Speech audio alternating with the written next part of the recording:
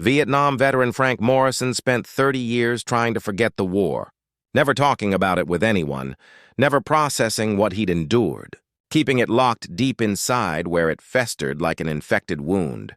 But every single night, without fail, he dreamed about his best friend, Private Danny Sullivan, who'd been killed in a brutal ambush in 1969.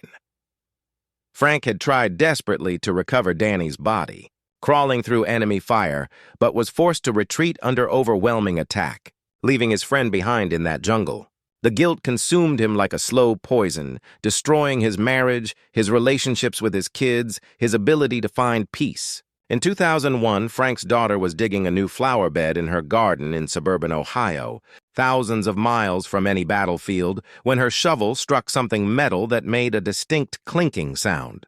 She unearthed a pair of dog tags, corroded and barely readable after decades in the soil, but one name was still clear, stamped into the metal: Danny Sullivan.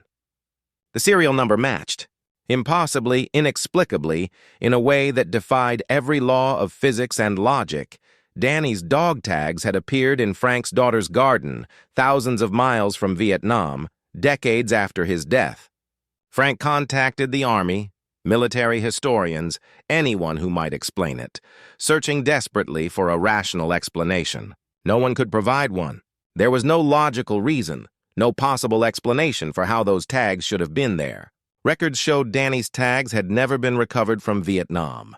But Frank, after the initial shock wore off, chose to see it differently. He held a small ceremony in that garden with just his daughter and grandchildren present, finally saying the goodbye he never got to say in that jungle, finally forgiving himself for surviving when Danny didn't, finally letting go of 30 years of crushing guilt.